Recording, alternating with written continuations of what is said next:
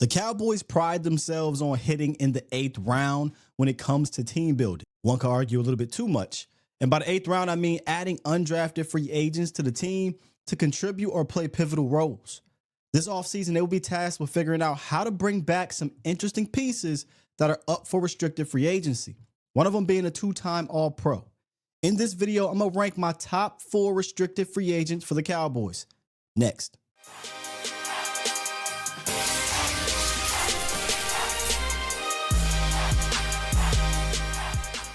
Number 4.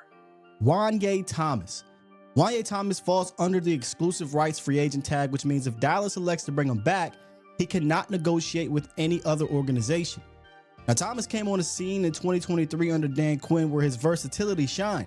But under the new defensive coordinator, Mike Zimmer, the opportunities for a third safety to see the field were all but gone. He saw his snaps decrease by roughly 100 snaps, and he suffered an injury scare that kept him out of action for a few weeks. Now, as Thomas continues to develop, he does possess potential for growth, particularly as he gains more experience. He has the athletic ability to cover and the physicality to play downhill. His versatility allows him to fit seamlessly in any defensive scheme, in my opinion, providing depth and flexibility. With the right guidance and opportunities, Thomas could emerge as a key player, if not for anything else, on special teams, where he had almost 600 snaps in 2 seasons. Number 3. Marquise Bell. Bell was an outright restricted free agent, meaning he can be assigned a draft tender. The tenders go as follows: a first-round tender, a second-round tender, or original round tender, and each has its own cost. Now, Bell at 3 here may raise some eyebrows, but he's had the opportunity to show a little bit more than Juan Gay Thomas, specifically in 2023, where he established himself as a promising player for the Cowboys when he had to step up and play out of position at linebacker. Now, in 2024, much like Juan Gay Thomas, his playing time became victim to the scheme change. Bell was moved back to safety and he was buried on the depth chart, hardly playing at all on defense. Just a grand total of 34 snaps. Now, he did get injured as well on special teams, and this season ended up ending on IR. But in the preseason, Bell flashed plenty at safety, giving the Cowboy fans hope that he could see the field during the regular season. But Zimmer elected to stick with Malik Hooker and Donovan Wilson, and we never got a chance to see Bell with extensive snaps. Number 2. Hoffman. Brock Hoffman quickly became a fan favorite with his play and tenacity on the field. Prior to his extensive look, though, this past season, he played spot duty in 23, which earned him the opportunity to start at center heading into training camp. But he was beaten out by rookie Cooper Beebe and regulated back to reserve duty. Then he got his shot. Injuries caught up to Hall of Fame guard Zach Martin, who couldn't go any longer and finish the season on IR. Brock Hoffman stepped in immediately, and Dallas saw the run game improve.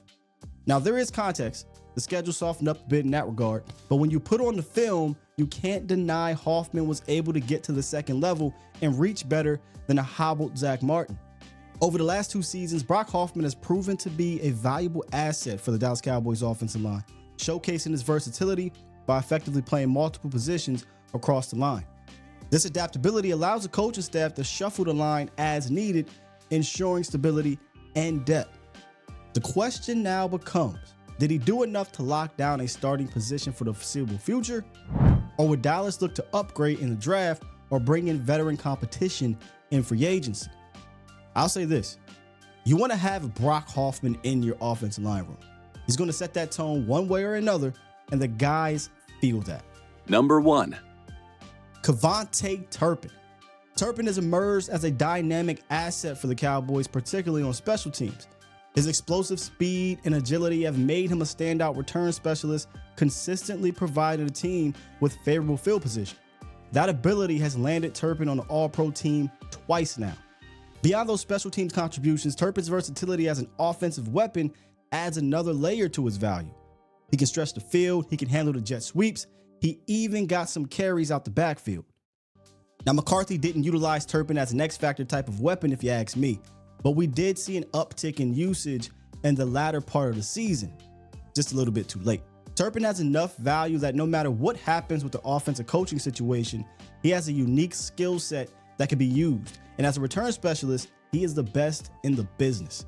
Turpin is the most interesting restricted free agent because I can see teams valuing him to the tune of more than vet minimum type of money, So Dallas has to figure out, what do they want to do? Do they want to assign a first round, a second round, or original round tender to bring him back? Because you can bet it, he will be back. So there you have it, my top 4 restricted Cowboy free agents. But I want you guys to unleash your rankings in the comments. If you enjoyed this video and want to stay updated on more content like this, please subscribe, like, and share this video. It helps with the algorithm and so much more. Until next time.